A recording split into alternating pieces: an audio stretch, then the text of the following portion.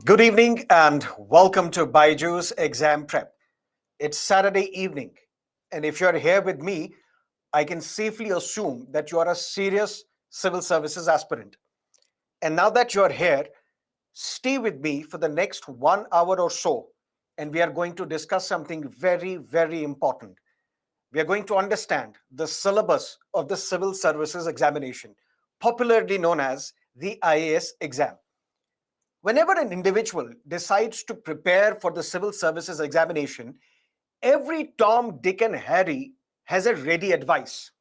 Read NCERTs, read the Hindu newspaper or the Indian Express, read M. Lakshmikant or D.D. Basu for polity, read this, read that. But do you know what? UPSC does not recommend NCERTs. UPSC does not recommend either the Hindu or the Indian Express. UPSC does not recommend any book, any newspaper, any magazine, any website, nothing. But there are only two documents released by the UPSC officially. And unfortunately, more often than not, majority of the aspirants neglect these two official documents. And I beseech you, I urge you, please do not neglect these two documents. These are the most important documents for your examination. And which are these two documents which are often neglected by the civil services aspirants? One is the syllabus, and the other is previous year's question papers. So UPSC does not recommend any book, any newspaper, any magazine, any website. But the only two documents which are released by the UPSC officially, these are the syllabus and the previous year's question papers. Please do not neglect them. Why? By understanding the syllabus of this examination, you will find answer to the most important question, which is what to study.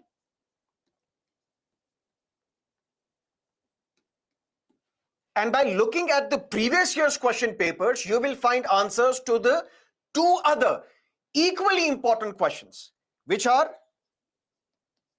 how to study and what not to study.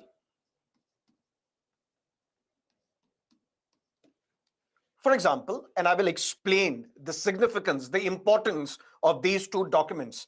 Because if these are the only two documents officially released by the UPSC, imagine the significance of these two documents. Number one, the other day I was talking to a parent and her child. She was here to seek counseling. She had sought admission in our live classroom program, and now she reached out to us and she basically wanted guidance.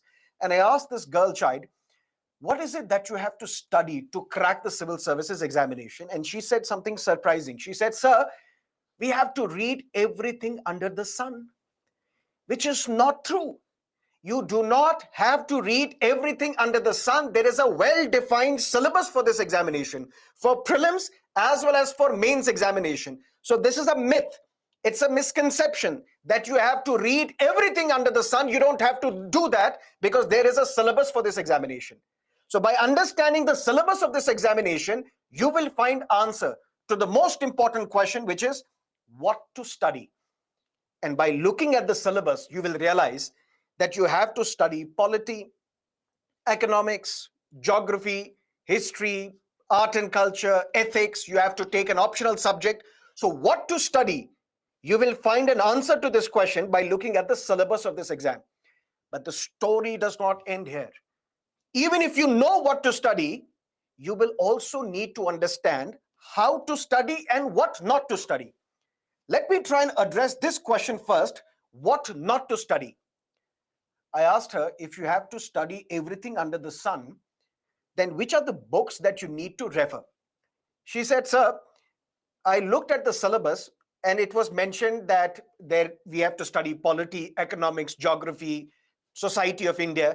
And for that, I have bought this book. Can you please check if this is the book that I should refer? It was a book, I won't name the publication. It was a book, General Studies for UPSC, 5,000 MCQs on polity, economics, geography. So this is one book which covers everything that is mentioned in the syllabus. So if I follow this book, if I read this book, if I mug up this book, I will be in a position to crack this exam. Don't read such books. You don't have to read a compilation, one book which contains all the subjects of this examination. Don't do that. That is a waste of time. That is not going to help you crack this examination. And how do we know that? By looking at the previous year's question papers. So if we know what is the syllabus, that alone does not help, because then we have to look at the previous year's question papers, because previous year's question papers will tell us what not to study. So such a book you don't have to study. And then how to study.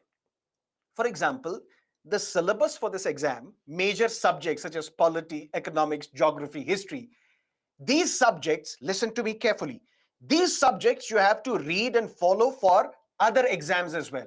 For example, SSC, for example, State Public Service Commission, for example, for various other government exams. But the syllabus appears same, books appear same, the topics appear same. But how to study for state exams, for one-day exams, for SSC exams is completely different from how you study for UPSC. How? I'll give you one example. You have to study polity for all these exams. And in polity, you may be asked a question, how many schedules are there in the Indian Constitution? Question is, how many schedules are there in the Indian Constitution? 7, 10, 11, 12. This is a question that can be asked in your SSC exam. This is a question that can be asked in your one-day exams, local exams, but this is not the question that will be asked in your UPSC. UPSC will specifically focus on one schedule, let's say 5th schedule of the Constitution, and will ask you what happens when an area is placed under 5th schedule of the Constitution. Then 4 options will be provided and you have to pick the right answer. And this is the question which was asked in prelims 2021.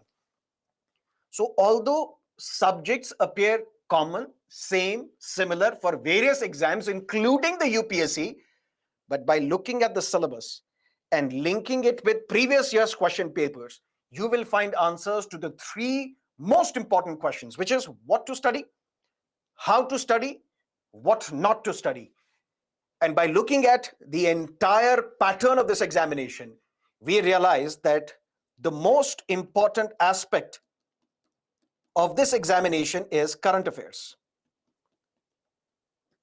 What is current affairs? Everything that is happening in India and outside India, which is having an impact on India, that is relevant for your exam. But sir, when we open a newspaper, this is the question that you must be struggling to find an answer to. Sir, when I open the newspaper, do I have to read from page 1 till page end? Do we have to read every newspaper article which is mentioned in the newspaper? Because if I read everything, then it is going to take me a lot of time. I will be spending the entire day just by reading the newspaper. So what do? Take a printout of the syllabus. Now listen to me carefully. Take a printout of your syllabus, paste it on the wall so that you mug up, you remember, you memorize everything that is mentioned in the syllabus. So that once you have memorized everything that is mentioned in the syllabus, then you open a newspaper. If this newspaper article is related to your syllabus, read this. If it is not related to your syllabus, skip it. So the most important document that you have to keep in mind, for God's sake, is the syllabus. Please do not neglect that. Syllabus is going to be your guiding light, because syllabus will tell you what to study, what not to study, how to study. And we realize the significance of current affairs. For example, last year, something dramatic happened in Afghanistan. It was the return of Taliban in Afghanistan. Taliban took over the Afghanistan. And ultimately, the question asked by UPSC in prelims exam was, which are the countries which border Afghanistan? So something is happening not in India, something is happening outside India, but it has an impact on India. It becomes relevant for your examination. The takeover of Afghanistan has a relevance for India because we share borders with Afghanistan. Now you will tell me, sir, how do we share the borders? We don't share the borders with Afghanistan. but we do share. Why?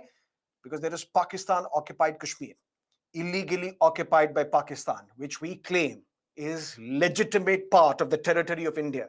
And one part of this Pakistan occupied Kashmir shares border with Afghanistan.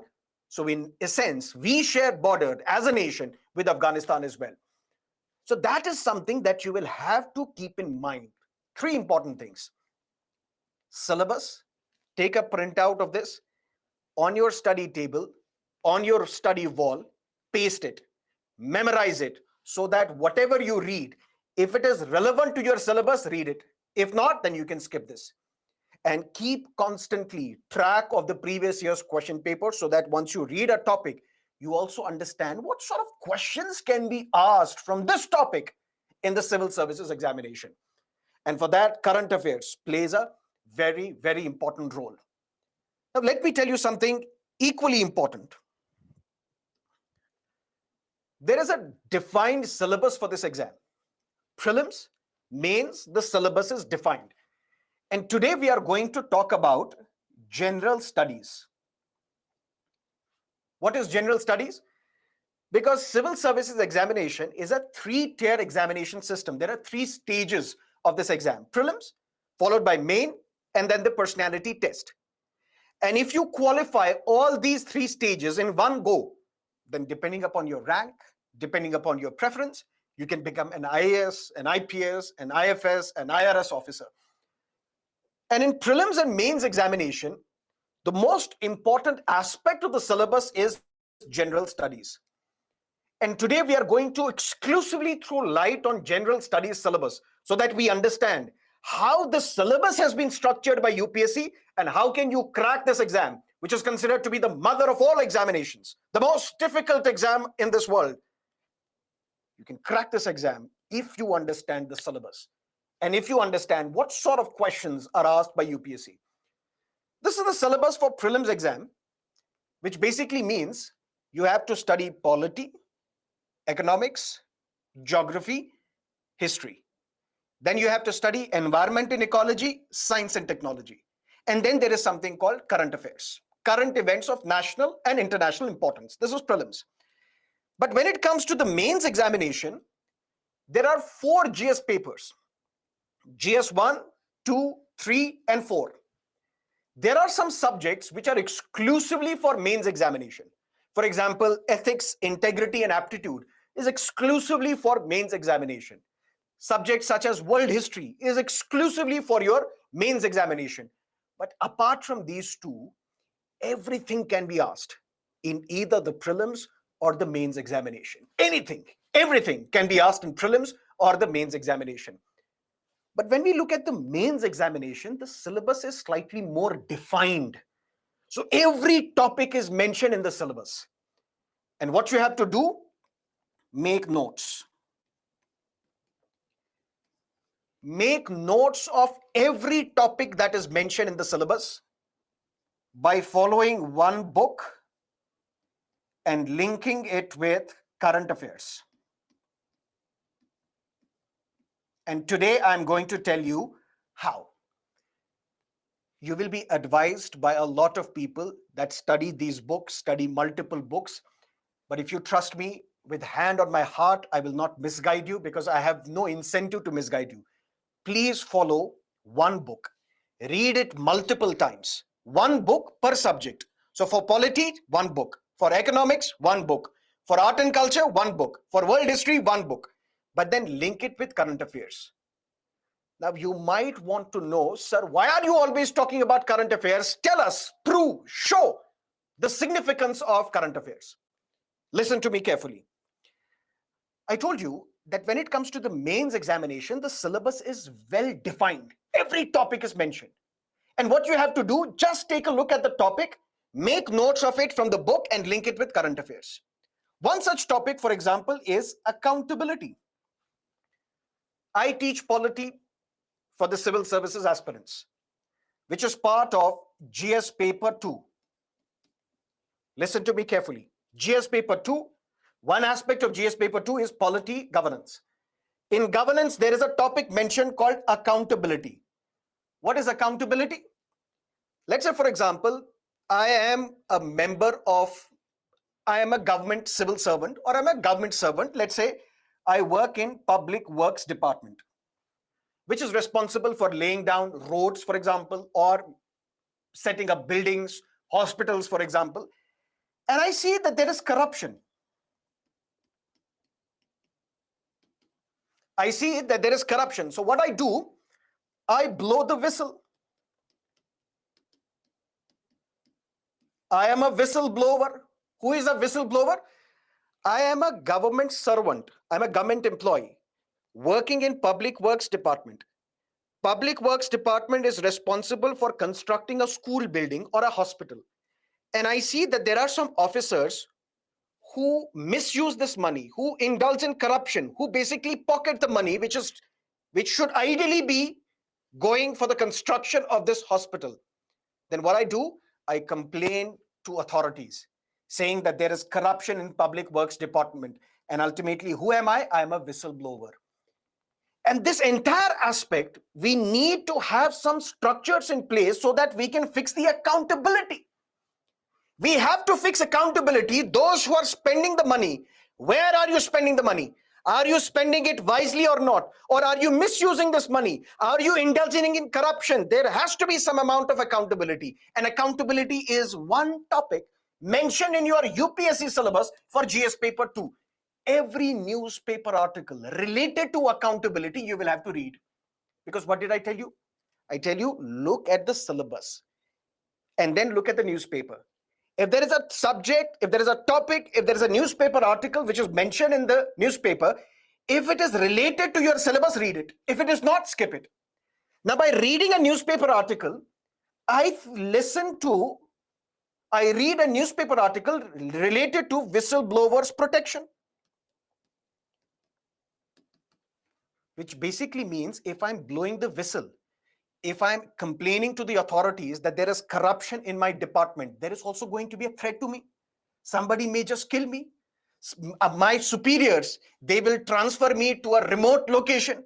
They will suspend me, or they will put some charges on me because I exposed their corrupt dealings. I exposed the corruption in the construction of this school or a hospital or a road. So there has to be some protection to this whistleblower who is blowing the whistle. The year was 2015 when a law called Whistleblowers Protection Act, it was sought to be amended by the parliament. 2015 May. This is scroll.com. A scroll is basically a web portal which looks into various current affairs topics, explains them. So it's basically a news portal. Just like we have Wire, just like we have print, there is Scroll. Scroll put out a newspaper article and the title was, if amendments to Whistleblowers Act are passed, there may be no one left to protect. So 2015 May, there was a newspaper article which talks about Whistleblowers Protection Amendment Act. Do I have to read this topic? Yes. Why? Because it is related to accountability, which is part of my GS paper 2. And on this topic, I will expect a question in the mains exam. This was in May 2015, few months later, when the mains exam was conducted. Do you know what sort of question was asked by the UPSC? You will be surprised. And I want to surprise you because I want to underline the significance of current affairs. And to surprise you, read this headline again. If amendments to Whistleblowers Act are passed, there may be no one left to protect. This is the title of a news article. And few months later, a question was asked of 12.5 marks by UPSC. And look at the question. If amendment bill to the Whistleblowers Act 2011 passed in the parliament, tabled in the parliament is passed, there may be no one left to protect. Critically evaluate. So same topic, headline, which was there in a newspaper or a news portal, same topic was asked by UPSC as well, even without changing the words. That's the significance of current affairs. So for that, what you need to do, take a look at syllabus. Memorize the syllabus. If you memorize the syllabus, trust me, There is no power on earth that can stop you from cracking this examination. Because when you memorize the syllabus, then you know what to study. But then link it with previous year's question papers and current affairs. And by linking it with current affairs and previous year's question papers, you will find answers to two equally important questions, which is how to study and what not to study. And how to study? Take a look at any book, one book per subject, plus keep a track of current affairs. So every topic that is mentioned in your syllabus, make notes by reading books or attending lectures or going to a coaching class, whatever you want to do. The idea is just to complete the syllabus, because once you complete the syllabus, then you can practice answer writing as well. And mains is all about answer writing. In mains, you will have to answer questions in 150 words, 250 words. So today, if you have just started your preparation, and I will tell you, write in 200 words, how is the President of India elected? Because there will be elections to the office of the president. I'm going to ask you, tell me, write, how is the President of India elected? You may not be in a position to write because you have just started your preparation. But 2 months later, when you have completed Indian polity, and I'm going to ask you, tell me in 200 words, how is the President of India elected? You will be confused. Sir, I can write in 500 words, 600 words, 700 words. But you are asking me to write in 200 words. It is becoming difficult because I don't know what to include, what to exclude, what to mention, what not to mention. What are the important points that I should mention in my answer so that I can get good marks in the UPSC examinations? That is why answer writing is an art. Because few months down the line, you will have enough information, you will gather enough knowledge, and now you'll be faced with a challenge. How do I restrict the kind of knowledge that I have and come up with an answer which is in 150 words or 250 words? Answer writing is important. And when you make notes, listen to me carefully. When you make notes, it is not time consuming, my dear. It is time saving. Because when you make notes, you're also revising in your mind. When you make notes, you understand which are the important points that I have to mention. So you are learning the art of answer writing as well, revision as well, memorizing as well when you're making notes. And then, for example, you have to make notes on whistleblower.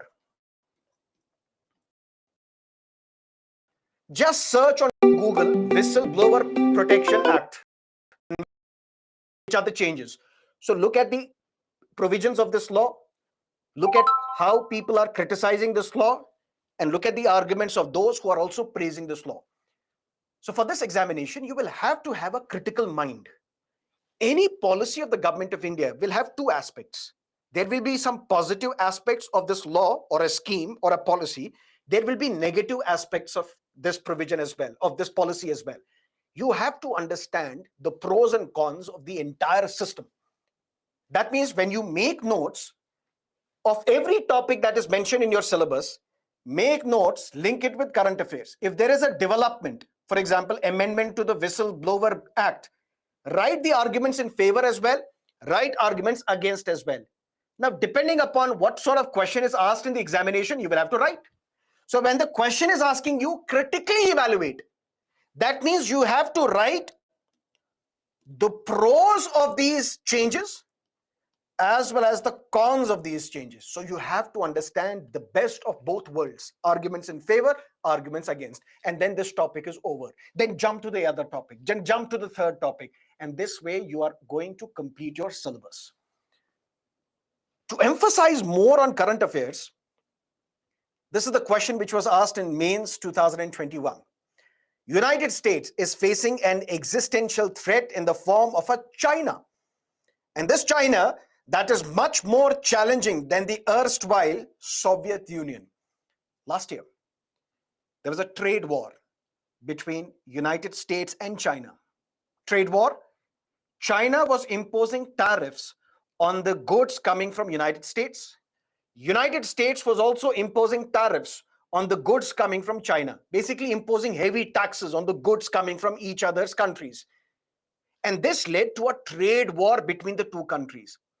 Every critic, every commentator, every author, every writer was talking about this new rivalry between United States and China, because they said this is going to be more dangerous than the Cold War.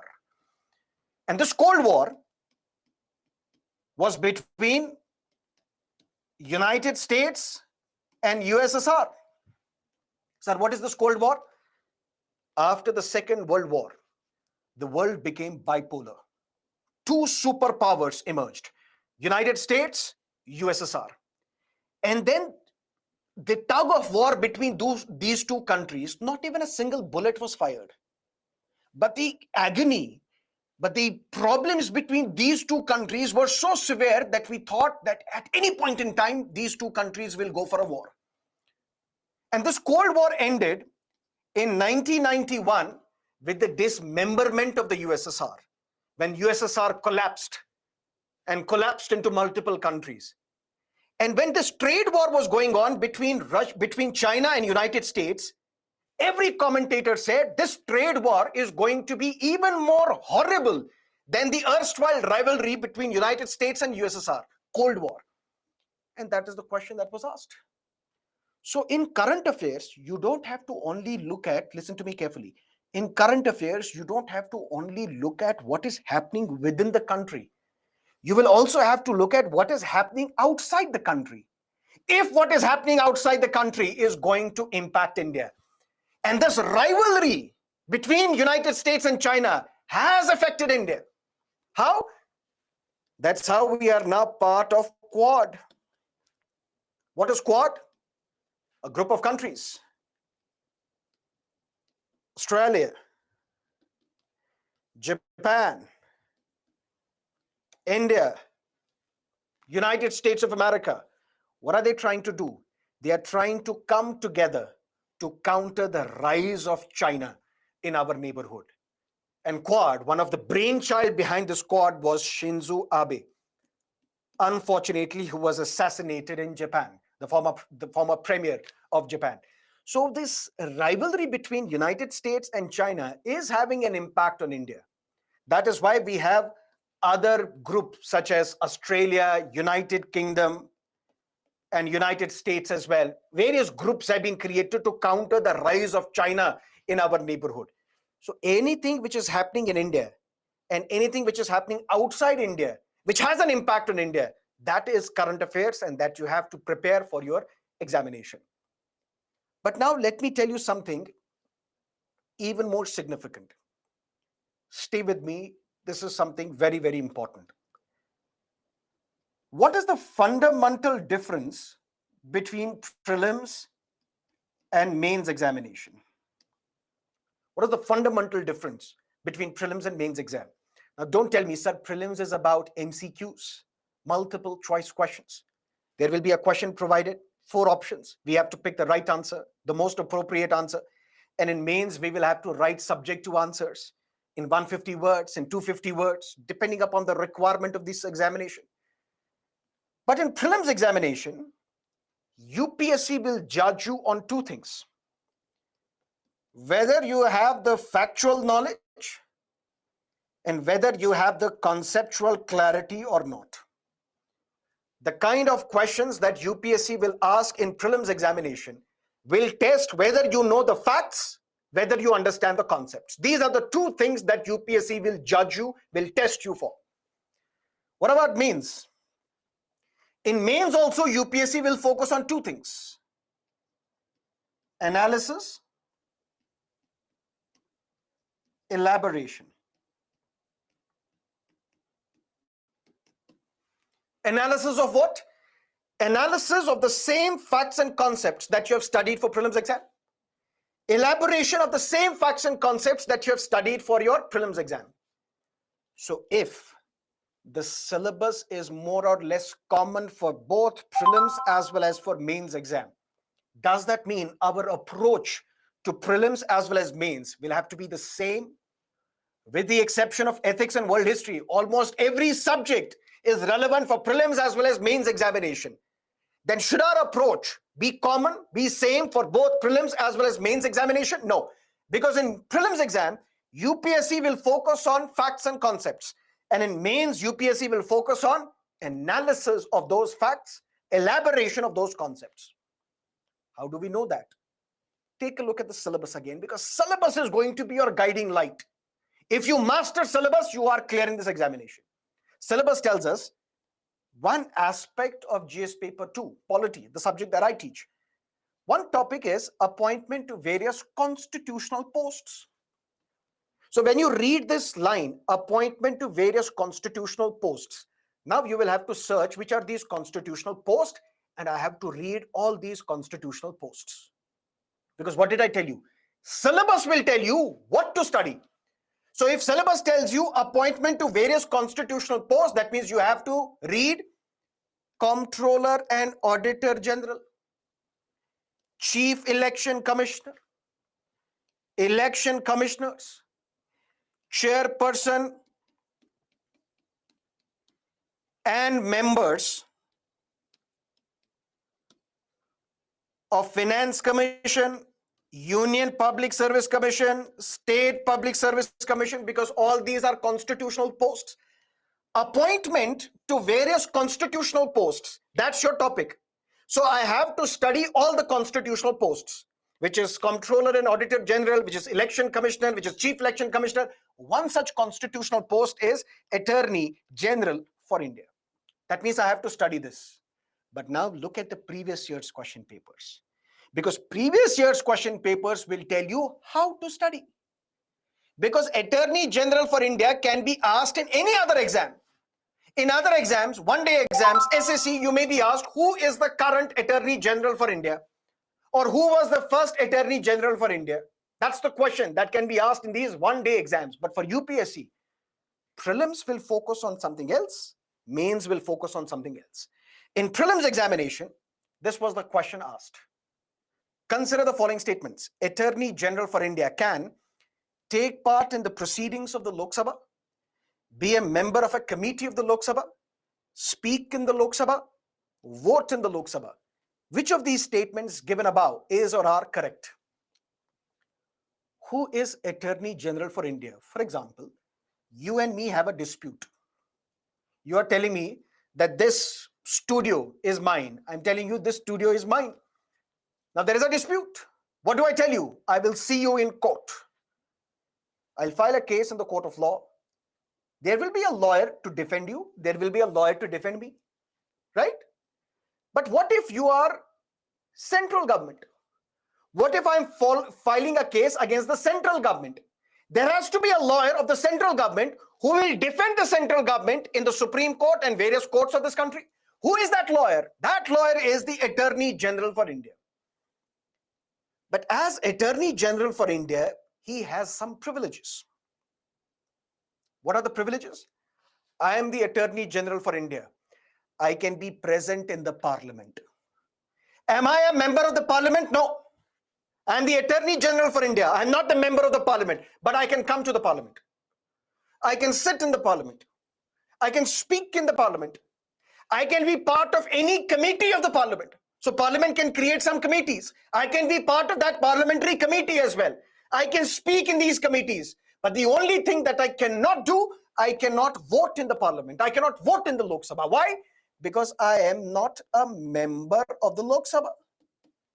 Only a member of the Parliament can vote inside the Parliament. But even if I'm not a member of the Parliament, I have some privilege. I can visit Parliament. I can speak there. I can be a member of any parliamentary committee except right to vote. I don't have the right to vote. What is this? This is fact. What is this? This is conceptual clarity. So UPSC in prelims will focus on if appointment to constitutional post is a topic. One such constitutional post is Attorney General for India. But this topic is relevant for prelims as well as mains exam. But what sort of questions can be asked? For that, you have to go through previous year's question papers. And by looking at previous year's question papers, you will find answer to another question, which is how to study. And by looking at these previous year's question papers, UPSC will focus on facts and concepts for prelims. And for mains examination, UPSC will focus on elaboration and analysis.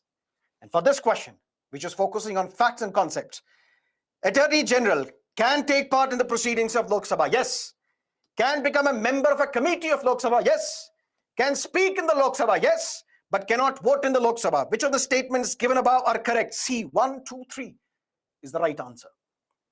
But when it comes to mains exam, analysis, elaboration. Elaborate whatever you have studied regarding Attorney General for India. And the question is, the Attorney General is the chief legal advisor and lawyer of the government of India. Discuss. What is this chief legal advisor?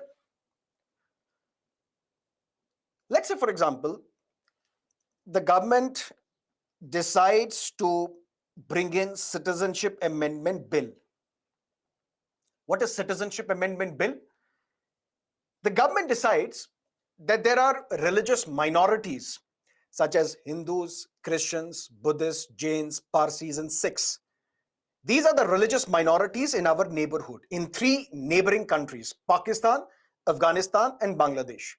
So in Pakistan, Afghanistan, Bangladesh, they have religious minorities which are being persecuted by these countries. And if they come to India, we will give them citizenship. This Citizenship Amendment Bill was passed by the Parliament in the year 2019, and this Citizenship Amendment Bill became the Citizenship Amendment Act. Because when both houses of the Parliament pass a bill, what is a bill? Bill is a proposal. What is a proposal? The proposal is, dear Parliament, can you please allow us to amend this law called citizenship law so that we can provide citizenship to the religiously persecuted minorities coming from Pakistan, Afghanistan, Bangladesh. When this proposal was passed by the Parliament, by both houses of the Parliament, then sent to the President, when President signed this bill became an act, it became law of the land, it was implemented. But before this bill is presented to the Parliament, the government gets in touch with Attorney General. Attorney General, please come. Sir, what? We have this proposal. We want to give citizenship on the grounds of religion. So we are saying, if you are from these religious communities, Hindus, Christians, Buddhists, Jains, Parsis, Sikhs, on the grounds of religion, on the basis of religion, we want to give you citizenship. Can we do this? Is it constitutional? Please give us your advice. Please give us your legal advice. Because tomorrow, if somebody would challenge this law, if somebody will file a case in the court against this law, you will have to defend us because you are going to be our lawyer. And there are multiple cases pending against Citizenship Amendment Act in the Supreme Court. And who is defending the central government in the Supreme Court? Attorney General for India. And that is why this question was asked in the examination. This question was asked in 2021, which primarily means that whatever is mentioned in your syllabus, make notes of this and keep a track of current affairs, recent developments from that topic. And for prelims, you will have to focus on facts and concepts. And when it comes to the mains examination, you will have to focus on analysis and elaboration. And this is how you will answer every question that is asked in your examination. Not just this. You can keep sending me your doubts, and towards the end of this lecture, I'll be in a position to resolve all the doubts that you can have.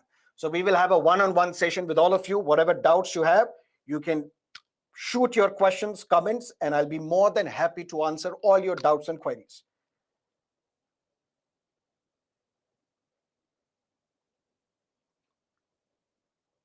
Very good. One more topic, because I want to make it as simple, as clear for you as possible so that there is no doubt in your mind as to what this exam is all about and what it takes to crack this exam in a single attempt. There is something called joint sitting of both the houses of the Parliament. What is this joint sitting? Let's say, for example, there is a bill, Citizenship Amendment Bill, for example. It should be passed by Lok Sabha, Rajya Sabha, and then by the President. President is an integral part of parliament. Bill should be passed by the parliament. And parliament includes president, Rajya Sabha, Lok Sabha. So this citizenship amendment bill should be passed by, let's say, first Lok Sabha, then Rajya Sabha, or first Rajya Sabha, then Lok Sabha, and then it should be sent to the president for signature. If president signed this bill becomes an act, it becomes law of the land. Now, what if Lok Sabha passes this bill, but Rajya Sabha does not? Lok Sabha says, yes, we should give citizenship. Rajya Sabha says, no, we don't want to give citizenship. Or Rajya Sabha says, we should give citizenship. Lok Sabha says, no, we don't want to give citizenship. Then on this particular bill, there is a deadlock. Because one house agrees with this proposal, the other house does not agree. So what is the solution? The solution is, under the constitution, president can call a joint sitting. President says, okay, since Lok Sabha is in agreement, Rajya Sabha is not in agreement, or Rajya Sabha is in agreement, Lok Sabha is not in agreement, why can't we do one thing? Let's come together. Let's jointly have a session where both Lok Sabha as well as Rajya Sabha members, they will come together, discuss this bill. Then we will decide whether this bill is passed or not. Joint sitting. Now, what sort of question can be asked? When a bill is referred to a joint sitting of both the houses of the parliament, it has to be passed by simple majority of members present and voting, 3/4 majority, 2/3 majority, absolute majority. So when you look at parliament, which is one topic mentioned in your syllabus, everything that is there in the parliament you have to read. But how you have to read this? Joint sitting is one concept in the legislature, in the parliament. And in joint sitting, the question can be asked is, if a bill is referred to joint sitting, what is the type of majority required? Basically, how many members should vote in favor of this bill so that this bill is passed? And the answer is a simple majority of members present and voting. So what is UPSC focusing on? UPSC is judging your facts, testing your facts. But when it comes to mains exam, the UPSC is asking in a different fashion. The Indian Constitution has provisions for holding joint sessions of the two houses of the parliament. Enumerate the occasions when this would normally happen and also the occasions when it cannot, with the reasons thereof. But do you know why this question was asked? This question was asked in 2017. Why? Because at that time, there was a dispute on GST, goods and services tax. The central government wanted to impose GST, but opposition, they were not too keen on GST. They were opposing the GST. And this GST should be passed by Lok Sabha as well as by Rajya Sabha and then sent to the president for signature. But in Rajya Sabha, the government was in a minority. The government did not have the majority in Rajya Sabha. In Rajya Sabha, opposition had the majority. And opposition was saying, no, we will not allow GST. Then in that case, some experts or some politicians said, why can't we have joint session so that parliament will have Lok Sabha, Rajya Sabha put together and we will discuss GST. But then newspapers wrote articles saying on GST, we cannot have joint sitting. Why? Because GST is a constitutional amendment bill. Any bill, any proposal which wants to amend the constitution, change the constitution, alter the constitution, that is a constitutional amendment bill. And constitutional amendment bill shall have to be passed by both Lok Sabha as well as Rajya Sabha separately. That means for a constitutional amendment bill, there is no concept of a joint sitting. So if there is a dispute, if there is a misunderstanding on GST, if there is no consensus on GST, if there is no unanimity on GST, for that you cannot have a joint sitting. This was the debate in 2017. And the same year, in mains exam, UPSC asked on this joint sitting a mains-based question. Now, you don't have to only look at, okay, this is joint sitting, who can convene a joint sitting, what sort of majority is required. You also have to ask yourself this question, under what circumstances can joint sitting be called? And which are those areas where we can't have a joint sitting? On money bill, we can't have a joint sitting. On a constitutional amendment bill, we can't have a joint sitting. When you want to approve the emergency, we can't have a joint sitting. On others, we can have joint sitting. And this is something that you will have to focus. This is how UPSC creates this distinction between what is important for prelims, what is important for mains examination. And that is what I want to tell you. I beseech you, urge you, please do not neglect two and the only two official documents released by the UPSC. If these are the only two documents released by UPSC, look at the significance of these documents. One is the syllabus.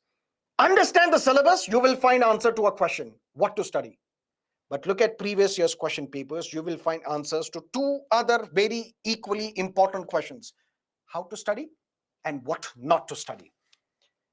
And for that, I told you that you have to look at every single topic that is mentioned in your syllabus, make notes of it and link it with current affairs. Once you do that, you're going to crack this examination. I'll give you one more example, because you will tell that sir is only giving examples related to polity. Now, we want some other explanation. GS paper 3. It talks about one topic, security challenges and their management in border areas. Linkages of organized crime with terrorism. This is a topic. You'll have to make notes on this topic. Clear? And whatever is happening in this country, basically part of current affairs, you will have to link it. What happened? 2019, Unlawful Activities Prevention Act was amended.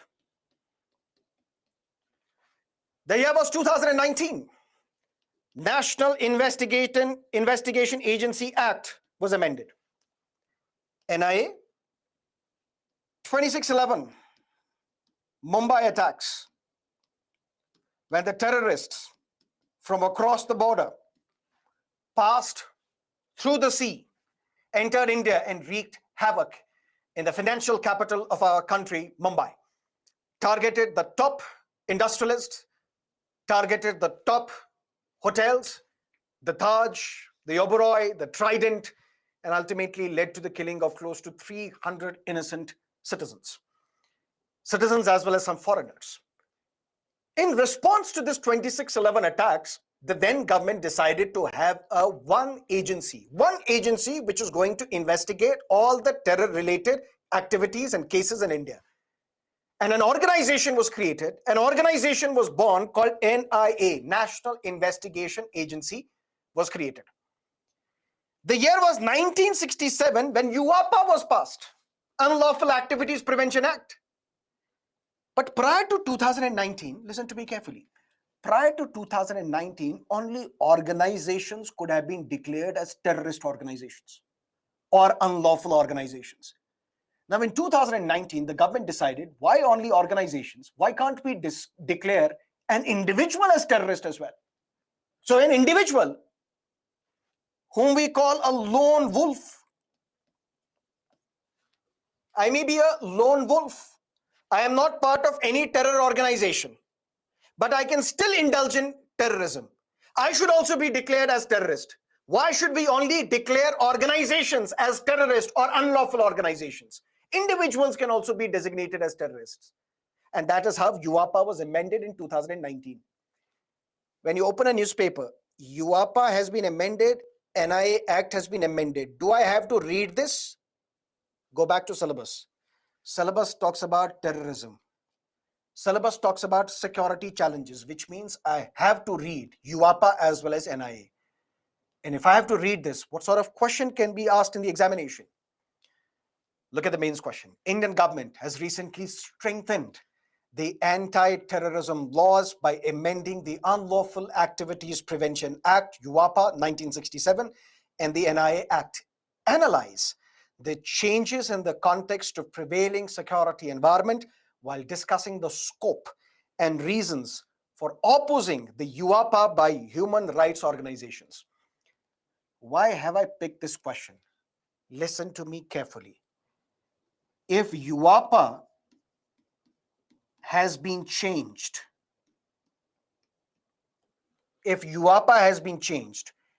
in your notes, you have to mention the provisions which have changed, and you have to write arguments in favor as well as arguments against. So don't be blind to one side of ideology. As I told you before, any policy of the government, any law passed by the parliament can have positive impact, can have negative impact, can have some positive features, can have some negative features, can have some advantages, can have some disadvantages. Don't focus on only one aspect. Don't focus only on the negatives. Don't focus only on the positives. Take a back seat and analyze this entire law from both angles, positives as well as negatives. That is what the question is asking you to do.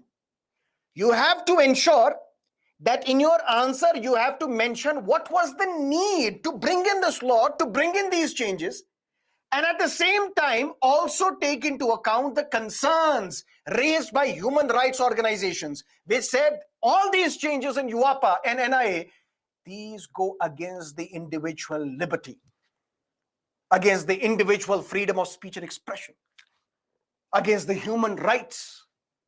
So UAPA has been changed. Is this topic relevant for my exam? Yes, because security, challenge, and terrorism is a topic mentioned in the syllabus. Now, all these changes that have been made, I will make notes. And I will also include arguments in favor of these changes, arguments against these changes, because I don't know what sort of question can be asked by the UPSC.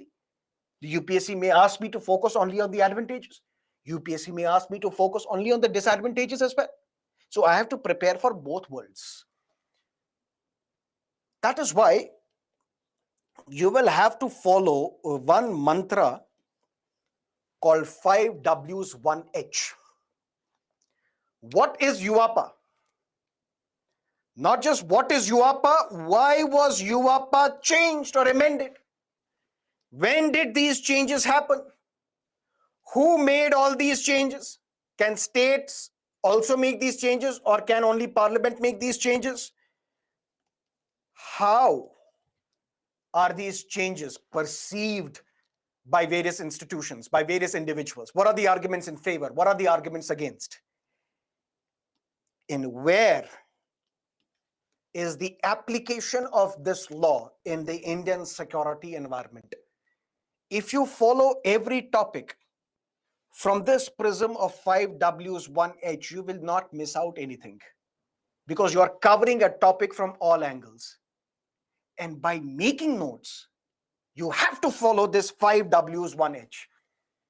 That's something, somebody asked me this question, sir, how do I make notes? Make notes like this. What is the issue? Who are the people involved? Where is the impact? How is the impact? Look at every issue from this prism of 5Ws 1H, make notes, and I'm guaranteeing you the success. That's how you will have to make notes. Few more things. Current affairs, as I told you, is very important for this examination. For example, look at last year. All these startups which were trading or indulging in cryptos, they were booming, and now there is a downfall. Cryptocurrency, do I have to read this? Because everybody seems to be investing in cryptos, Ethereum, Bitcoin, and others. Do I have to read this? Yes, it is part of science and technology. So I have to read this. But the first question that I have to keep in mind is, what are cryptocurrencies? And that's what the question is asking. How does it affect global society? Has it impacted India as well? That's the question that is asked. So if you have looked at cryptocurrency from this prism of 5Ws 1H, now tell me, would you not be in a position to answer this question? Because you have covered this topic from all angles. That is how you have to make notes. And that is why I told you that the most important thing for this examination is that you have to understand the syllabus and look at previous year's question papers and link it with current affairs. If I have to summarize whatever I have said as of now. But please, for God's sake, make notes. It is not time consuming, it is time saving. Please make notes, because making notes will help you in revision, will help you in answer writing,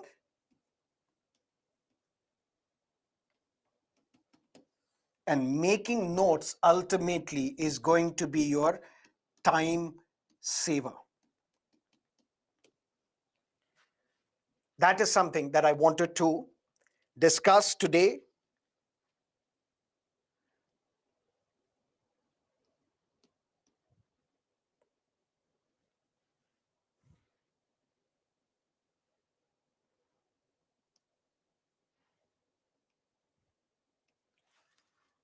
Now, at the same time, if you have any questions, please feel free to ask. I'm going to take all these questions one by one.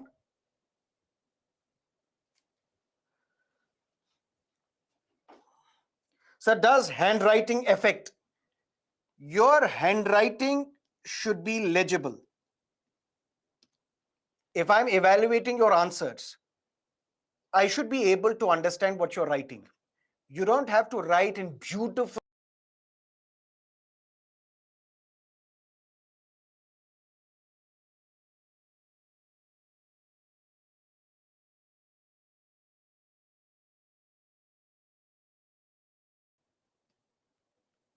But if your handwriting is poor, don't worry about this.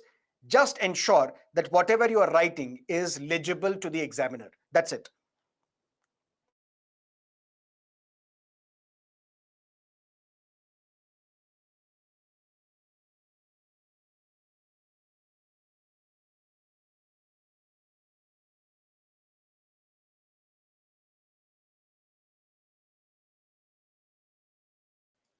One year before the prelims exam, if you start, and if you're able to devote 6 hours of quality time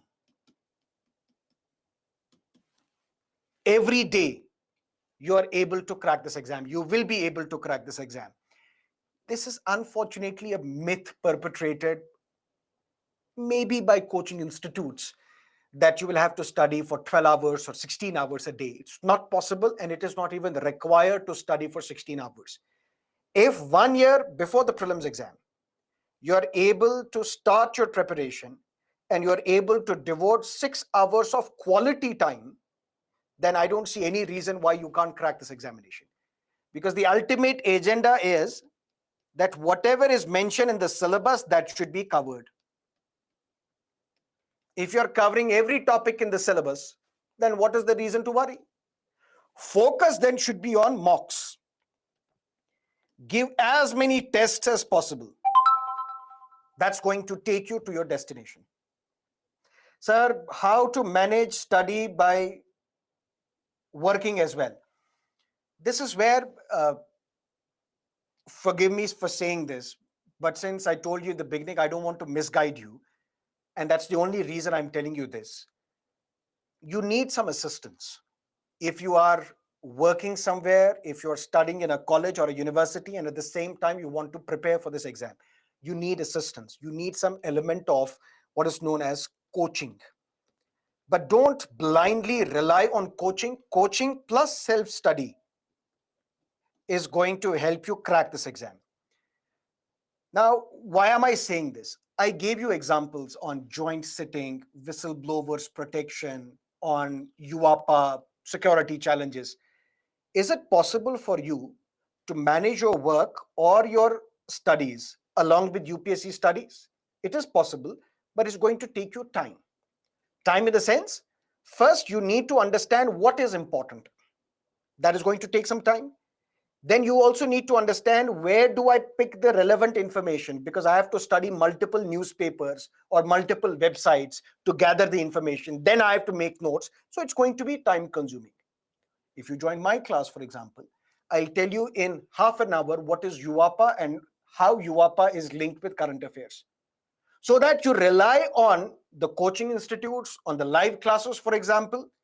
And ultimately, once you have attended that lecture, then you have to revise. That is what is known as self-study.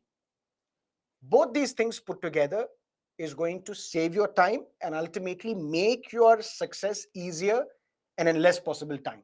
That's the only benefit of a coaching or a live class, so on and so forth.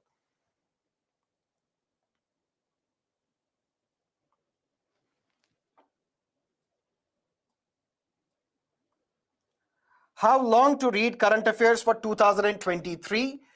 Tripti, ideally 1 year before the prelims. If you're appearing for 2023 prelims, then June 2022 onwards, that current affairs you have to focus on. But now, we have witnessed a trend. Listen to me carefully. We have witnessed a trend where sometimes the current affairs topics of last 2 years or last 3 years also have been asked by the UPSC. For that, what is the solution? Does that mean you have to read newspapers from 2020 onwards and then you can be prepared for this exam? I'll give you a simple solution. The solution is read current affairs from June 2022 onwards. But then there are some free videos available on our YouTube channel. Target Prelims Crash Course. And in this Target Prelims Crash Course, we focused only on current affairs of that particular year.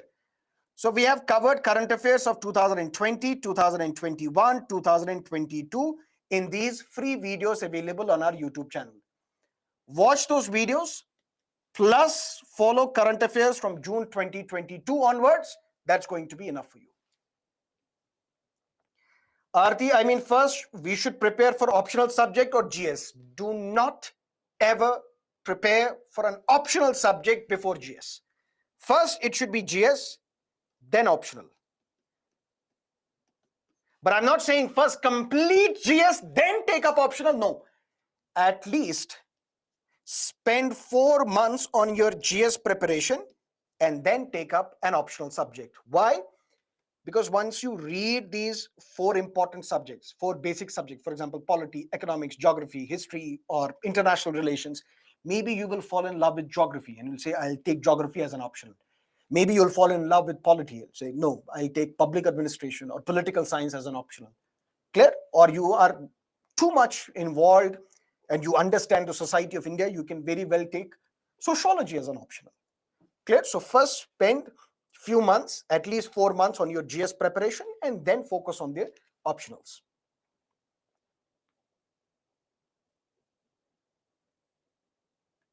Sir, Polity by M. Lakshmikant is enough for polity?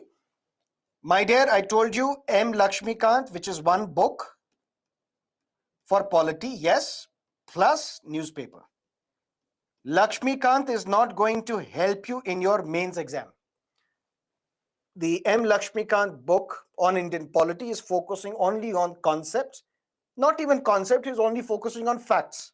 So that can help you in your prelims exam, but not for mains exam. Absolutely not for mains exam. And for mains exam, you have to link it with current affairs. Whatever is mentioned in Lakshmikant, link it with current affairs. That is going to prepare you for your mains examination.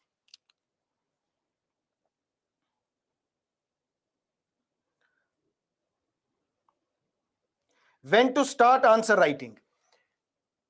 Ideally, this is the question that you can answer yourself. If I tell you start answer writing on day 0, can you do that? No. Why? Because to answer a question, I need information. I need knowledge. Without knowledge, what am I going to write?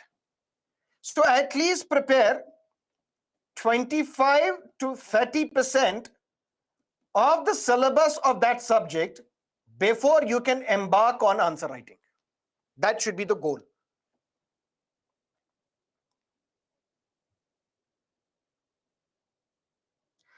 Sakshi sir, if I have background in zoology, can I take zoology? Very good. Yes, you can.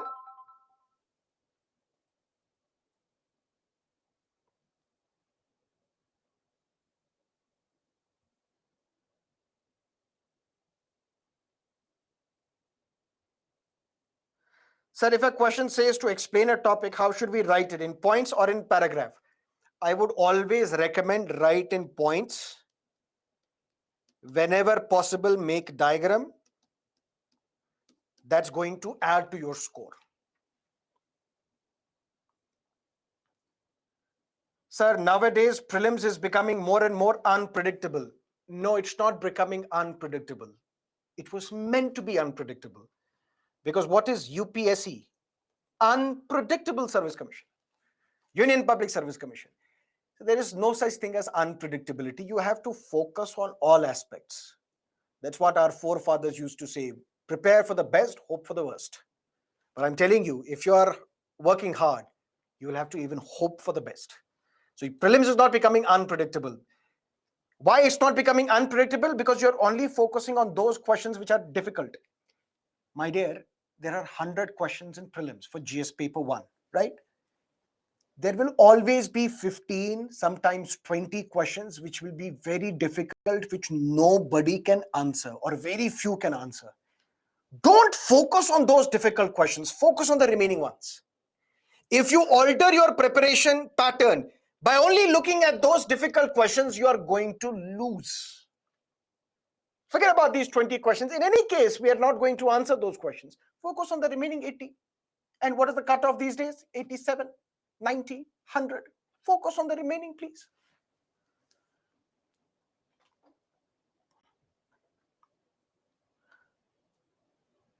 How to use tablet program for maximum benefit. If you are already a tablet student, you can get in touch with me through our mentors. I'm going to tell you this is primarily for every single aspirant, not necessarily BYJU'S students. That's the purpose. This is our way of helping the students, those who are not part of the BYJU'S family. If you're already part of the BYJU'S family, whether you are part of the tablet learning program or a classroom program or live classroom program, please get in touch to me through your mentors. I will speak to you personally.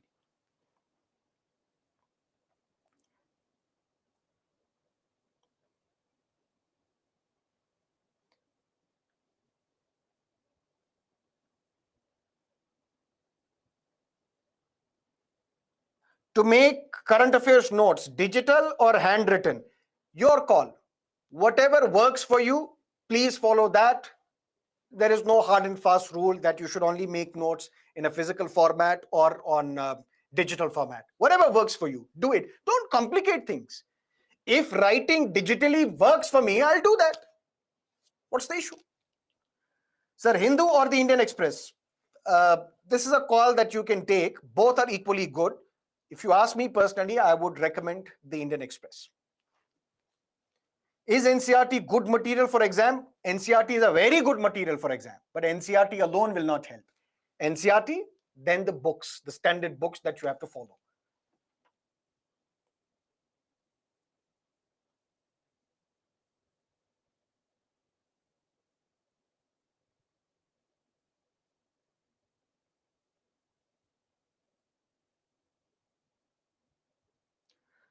Sir, can I take history as an optional? You can take any optional, provided you are able to complete the syllabus of that optional in a shortest possible time. You can take up any optional.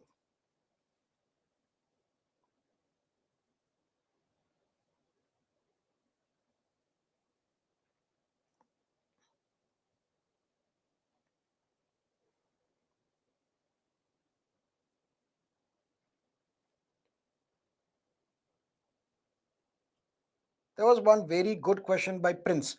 Yes, now I found it. Mr. Sarmad, please consider my question on high priority mode. Actually, these days, it's not possible to get proper assistance on online mode. The mentor not able to provide mentorship in online mode very effectively. Please give crystal clear answer. I don't think there is any difference between online and offline. In fact, online saves you a lot of time. For example, if I was a student, I would prefer online medium. Why? Because look at the convenience it gives you. I'm not saying this because we are teaching online. We have offline classes as well. Whether you are in Delhi, Jaipur, Allahabad, Kolkata, Pune, Chennai, Bangalore, Hyderabad, we are present in all these cities. So I'm not saying this because we are an online player. We teach online, live. No, I'm saying despite the fact that we have classes offline, I would still prefer online. Why?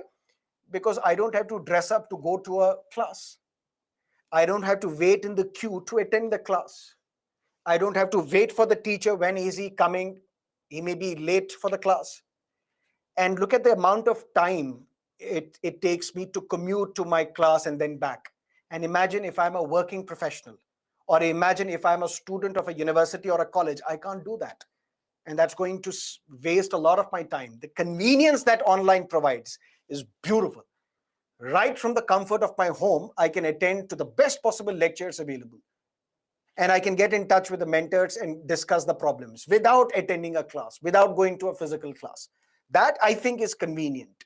I don't know, every individual is wired differently. I would say, if I was at your place, I would prefer a live online class, because that saves a lot of time. That's me. It may be different for you.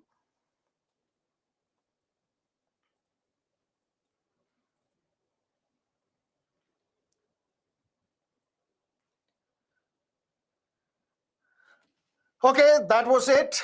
Thank you so much for staying with us on Saturday evening. If you have liked this session, you should also rate the session as well once the session is over. I wish all of you a bright, bright future. May all your legitimate dreams come true. Thank you so much for staying with me. If you want to get in touch with us to learn more about the programs that we offer, please get in touch with us. I wish I'm going to teach all of you. Thank you. Take care. Bye-bye. Good night.